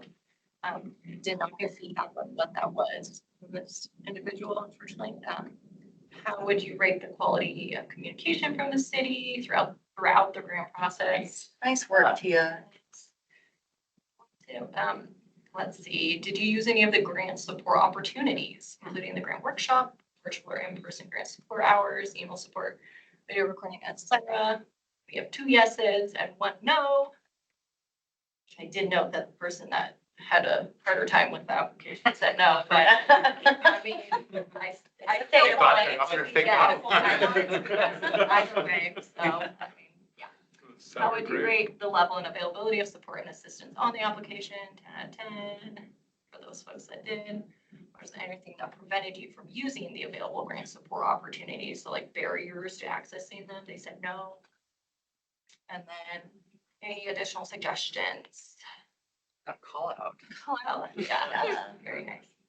And then this is really helpful. This is the RFA, which I'm guessing is request for application. And application requirements to be designed more for reviewers to aid in transparent and efficient scoring. I recognize how important this is. Still, it felt very redundant as an applicant, which adds unnecessary burden. I think that the request for application and scoring rubric could be refined to meet the needs of both parties. So yeah, really helpful feedback. So let's dive into the questions and I guess keep that in mind. Okay, thanks. So new commissioners, start there. I guess, okay. Let me. I would say it was a bit overwhelming. And I had to like juggle a lot of data and to reference. Yeah. You know, you have the rubric and then you have to figure out what each definition was. Like, I don't know, help that I had a couple screens, you know, and was like looking at all this. So I remember when I started it, I wish that there was a rubric that actually like was customizable for me to fill out. So like I ended up kind of making my own in a way, but like, yeah, a customized one or one that each person could put their, you know, applicants on, and you could see what category they're in. You know, like, again, customized rubric. I think that's some of my. That's how important that was. The going back and forth between Yeah. tabs or screens or files. Just did the. Yes. And I think what they said that first thing about the rubrics, it did seem like there's a kind of weird overlap between the reviewer and the applicant. And I bet it's hard to separate that. In a way, I saw that some applicants just said what the reviewers were looking for, like they almost exactly.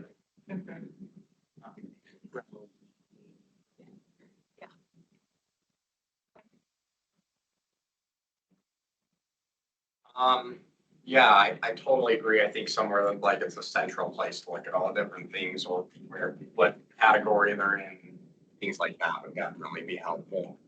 One of the things that helped me most, I don't remember who said it, but was when someone during our practice session told us to read all the applications first before scoring.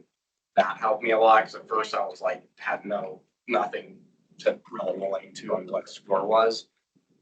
One thing I felt like was kind of, I don't know, not necessarily confused, but I got to the end of my scoring and then I realized last second, oh man, it said that if you knocked anything off of any category, you have to comment on it. We didn't really go through that in the practice period, so I didn't really know what to put in comments. I kind of tried, but I didn't really have a reference for that.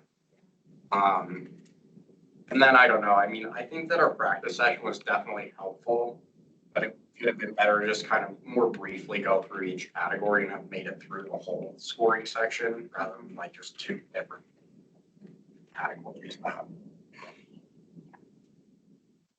The way I look at the comments and the notes is just like for myself, so that I remember why I Yeah. scored Yeah. 2 out of 3 versus 3 out of 3 and can engage in a discussion about it, because That's if I kind don't of, write that down, I have a hard time remembering by the time we talk about it. and that's kind of what I was thinking, but I also knew it was like public information, so I wasn't sure if I was supposed to put stuff for the people that made the grant or like wrote the grant. I wasn't really sure what. Your scoring sheets, are they publicly available? I mean, if someone requests them, they are, they are definitely publicly available. I think this year they were even, like, one iteration of it was attached to the agenda. And so people could look technically and see their initial scores going into that final night. And then, yeah, the comments were were really helpful because, you know, I offered in the, basically the decline to fund email. I said, I'm happy to chat over the phone or over email, like the feedback, and I was able to like, be like, this is where we saw your project most align and the strengths, and then this are the comments where I like, there's opportunities to improve and where it didn't align as well with the grant. So, yeah, I saw a certain increase in improvement of like the quality of comments and the amount of comments about reasoning. So, I think just embedding it further is like a really good idea, and like the points to talk about that and the reasoning behind it.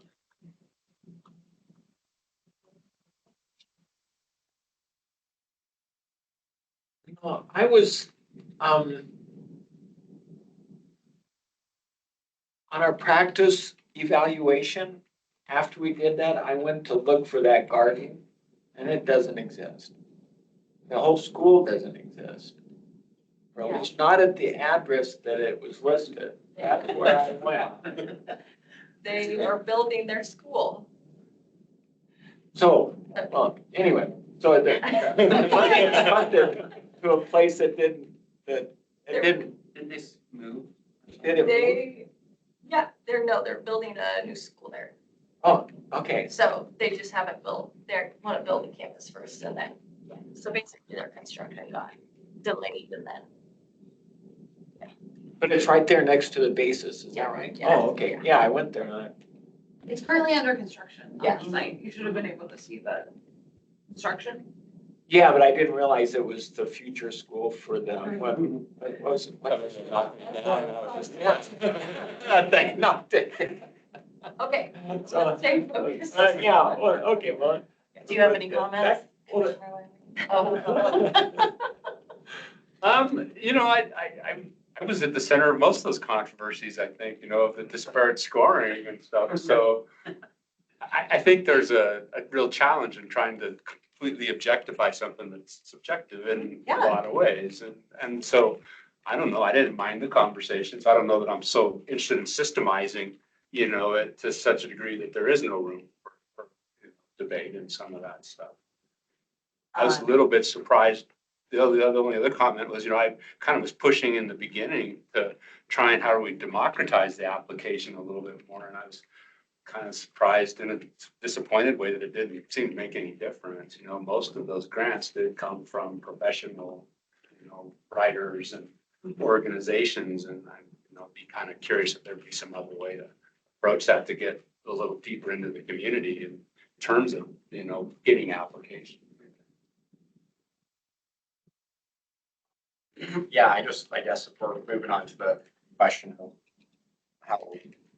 Do we want to go in order or? I Skip ahead and then maybe go I back? would, I think that, that is one of the most important things we have to discuss, and so I'd love. We do need to make the work part before we end the night. Yeah. Nice. So we can pick up the conversation next time, I think. Okay, so let's talk about that, or do you think we need to move on to the working? No, let's finish that Let's talk about this, okay. and then. So we'll talk about the, like, solutions for what we dealt with last time, and I've got an idea and I'd love to. Yeah, I don't know if it's fully possible, but I kind of got the sense it was, but maybe when there are strong disagreements, and we have, I think we were pretty much narrowed down to 11 that we liked, and there was a disagreement between 2. Maybe in that specific scenario, we could discuss lowering the amount for 2 of them to, like, I don't know, leaving room to give one of them, or half the budget for 2 of them or something so that they can both be awarded. Great suggestion. Yeah, I think Frankie brought out something similar to that too late. And we were just like on the roll of approving it also. Yeah. We did that the year before, I I think. did that for 3 that were tied on the line. And yeah, I actually just got off the phone a couple days ago with one of the folks that didn't get the grant this year, and they were saying, and some of the feedback was like, from reviewers was they felt like the budget was inflated, but in previous years, technically we have gone back and been like, would you be willing to revise your budget? Which I don't know, I definitely, like, I see both sides, like, but he threw out like, what if we did like a minimum and a maximum, like, this is the minimum I would need to achieve it, like, and then this is the maximum, like, if I was going to get like paid all the money that like would actually cover my time for carrying out the project. And like, you know, just be really well funded versus this is the bare minimum for us to carry out the project. I don't know, anyways. I like that idea, but I think one thing, just when they write out their budget, they have to like clarify, this is what, Yeah. what our budget is for the minimum, and this is what we do with the leftover if we got to maximum.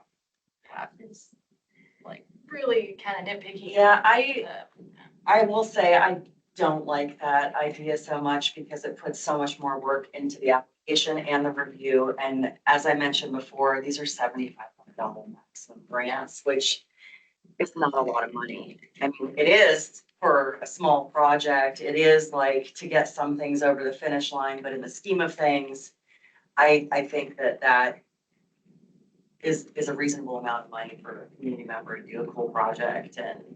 You could even tier it and, you know, have the top 5 get 7,500 and then let a few more win with smaller amounts that are defined, you know, and it's based on how they score. Well, your project Yeah. sounds pretty cool, but it's not as good as this one, so you're in this category. I think that overall, the scoring process and the review process and having Tia compile everything, and I loved having the outside members, community members come in and join because it really lightened the load. I only had to read 2 or 3 less applications this year, but it was like a lot less. Yeah. It's a lot of work, as we all know. But I think one potential solution could be when we do end up, because again, there were really only a couple applications that were really tricky.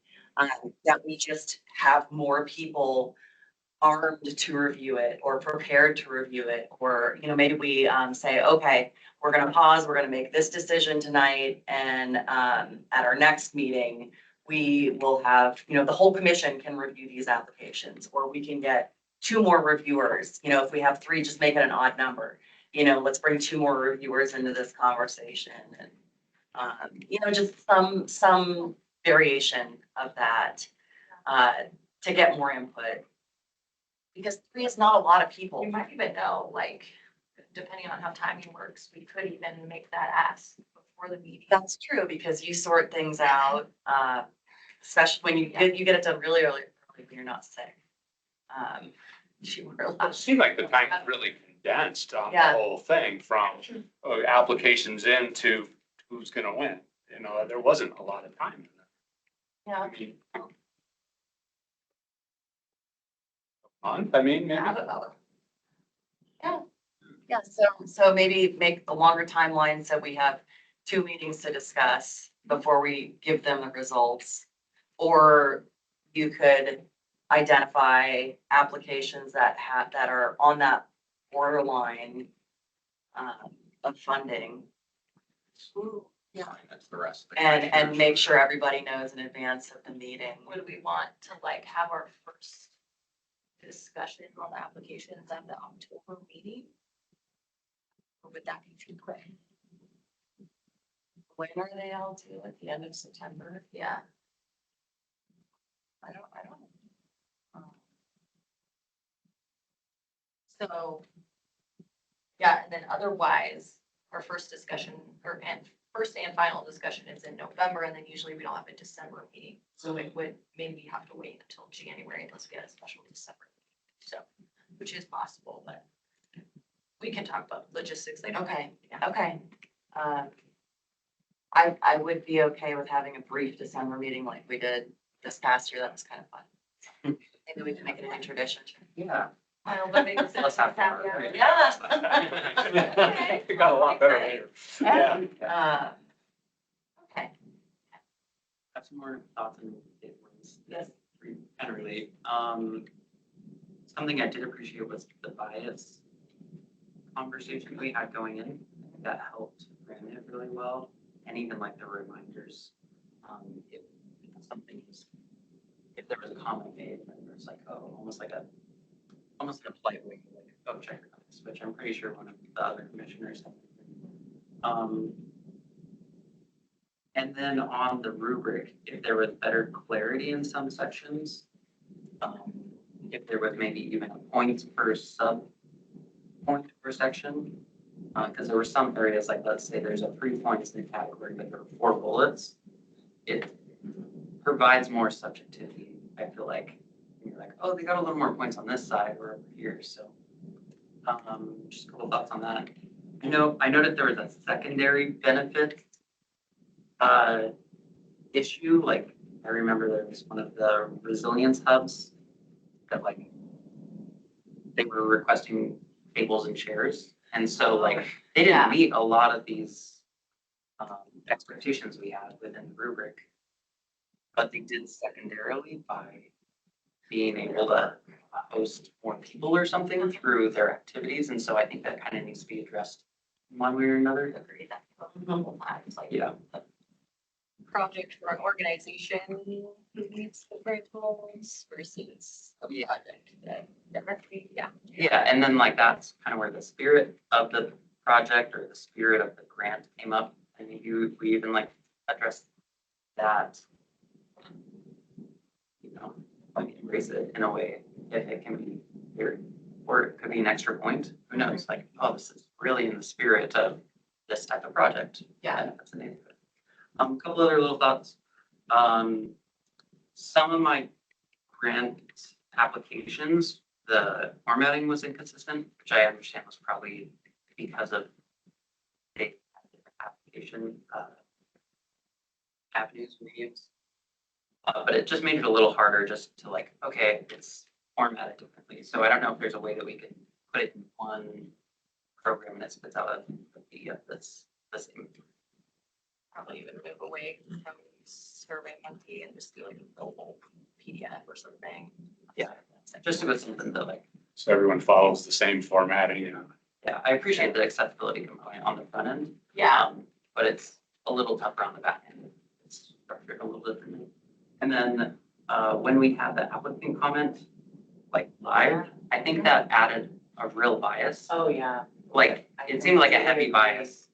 So all of a sudden there was a face to the application and like, and potentially unfairness, like nothing about their project.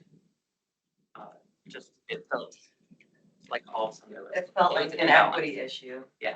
Like if one person is there to defend their application as we're discussing it, then they should all be there Yeah, and have that opportunity. I do agree that that introduced bias. which I do understand that's a public community. They are all allowed. And so like, yeah, maybe they're all allowed to. That's an access issue too. Like, does everybody have availability at that time? So It's, I even had someone like on my So phone tough. call with the applicant was like, you should invite the top 5 people who don't typically receive grants to join. Like it's, there's just like a lot of different ways to think about that. okay. I just realized that it influenced commissioners and for reviewers' Mhm. points. Absolutely. I would like to move to table the rest of this discussion to next month's meeting, and maybe we'll spend 15 or 20 minutes because we have a lot more to talk about here and I want to make sure it's addressed. And we have a working group that we need to establish, at least one. Maybe we'll table the other working group. It's true, yeah. So yeah, I move to table the rest of this discussion. Second. Thank you very much. Yeah, I think the main working group we need to decide today is planning like the final networking event for last year's grant awardees. So in previous years, we've had prior year grant awardees come do like a 5 to 10 minute presentation at a commission meeting. And then we also do final reports through SurveyMonkey as well. But a couple of years ago, the commission decided to kind of switch it up to be a little bit more friendly to the public and hopefully more beneficial for these groups to connect with one another. And so there is like a whole planning document available from this commission work group from a couple of years ago. I think this happened right before I came on staff. And so we are seeking 1 to 3 commissioners for this informal working group to help plan this final networking event. And again, there is existing documented ideas around this. So Our budget, there is some budget, and then I think we can also be like, what do we need? And then I can search for more too. So yes, there's some budget. Good question. Ideally, like not held in this room. And we'll have food and maybe it's during a regular commission meeting time, or maybe it's not, and we cancel the commission meeting for that month, like TBD. So is there any, this is the one that we need to kind of create tonight to start working on. I expect in terms of timeline and expectations to try to aim to have the event in March, being aware of spring breaks. And that this will probably meet 2 to 3 times outside of commission meetings with possible work time outside of meetings. Those working meetings, so. and there will be staff support as well. Yes, yeah, I will be there, and Kenzie, our amazing communications and outreach Vista will be there. As well as any other staff that I put it out to that are interested. And other community members can also be on it, so if you have anyone in mind, just call. I'd love to be on that. Okay, great. Yeah, Amy, anyone else interested? And no worries, like, not, but. I mean, is it appropriate? I'm not on the commission necessarily after tonight. Yes, because either way, you can be on the working group.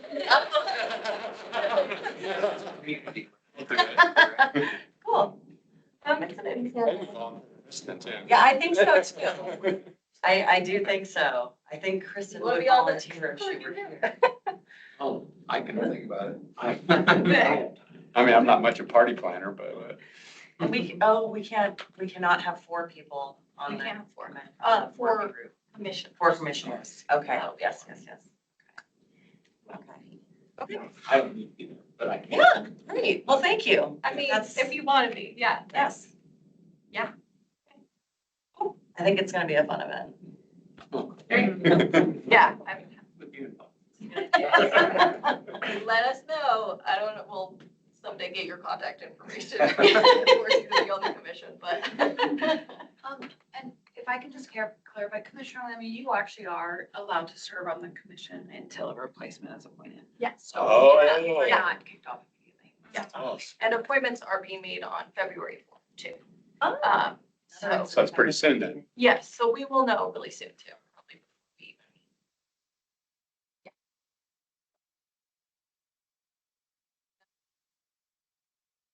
Yeah. Commissioner Control and Commissioner Lamy are reapplying for like their structures. Which council member made the They haven't made the, appointment last time? Oh, last Who's time? doing it this time? can't remember, but they do rotate. Okay. Very well. So I was Austin, Austin. It's like Sweet and Garcia, maybe, but yeah. And let me know if you want to know specifically for any reason, but I. Get that information. Okay. I vote just in case for the working group. And then table the ordinance one. Okay, working group, for planning the neighborhood sustainability grant presentations this year, informal will be myself and Commissioner Lammy and Commissioner Skurlock. All in favor? Aye. Aye.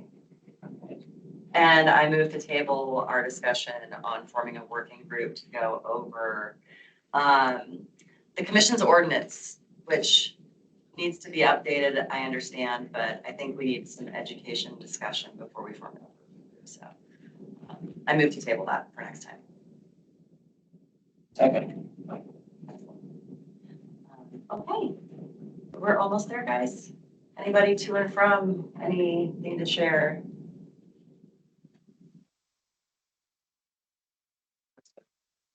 Ask, we're gonna go.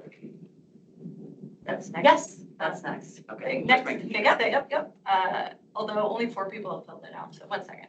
The next Fix It Clinic is on February 15th, so if you have any broken items, or if you're good at fixing stuff, you could volunteer, but it's free at Josie Montoya Center.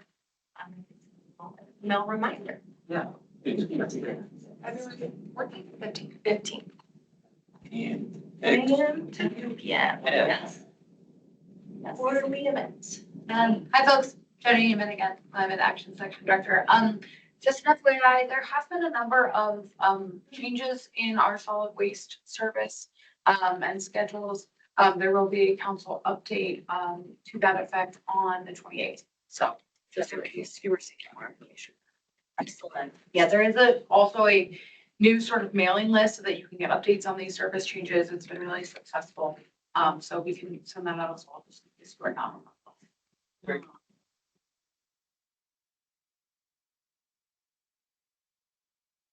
Yes. 28th, you said? Yeah.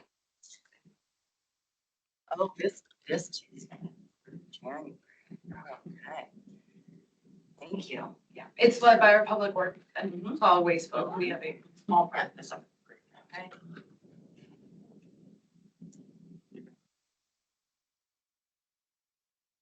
So, do you want to move? Yes, please. Okay, so four people filled out the survey, so I can show you all the results right now. It's not like, you know, one obvious choice, although speed water pollution concerns, I don't know what there are, if any. So we would like basically invite someone to talk about that. But that showed up as something that people are interested in. As well as J.W. Powell Boulevard improvements, and I combine that with Commissioner Mesker, like said, like Mary, like growth in that area and how it impacts CP. And then the other two, quite as strong, I mean, 1% vote recycling. And so I'm just hoping to get the rest of the commissioners to fill out the survey, and then maybe Amy and I can look at it. And do you want us to try to like add that next thing to next agenda, or just like bring the results to the next? I look at the ball rolling Okay. and. Yeah. If we're willing to. Yeah. When we're looking at the agenda, we'll see what else we have on it. We had 2 things tabled that we'll have to push. So if we have time if Tia has time to organize that, Yeah. then why not? Otherwise, we'll at a minimum come with results. Yeah. Just a reminder, it's in that last email, I'll send it out again. Thank you, Tia. Thanks. Thanks, everyone. Does anybody want to add anything to that list, or are you comfortable sticking with this survey for now? Is there anything? I did have a quick question. If one of the ones I brought up that is on that list is decided on bringing onto our agenda for the following meeting, I might have a couple directions or ideas. Essentially the reason that I brought that up. So, Did you, That might- if you've taken it, maybe that's okay. Okay. that might be good enough, yeah. You'll probably be able to figure out who it is. Yeah, it might be. It'll be yours. And have strong feelings on it. Okay. Okay, all right. This meeting is adjourned. Thank you so much, everybody. Thanks, everyone. Happy New Year. Yes. What? Yeah.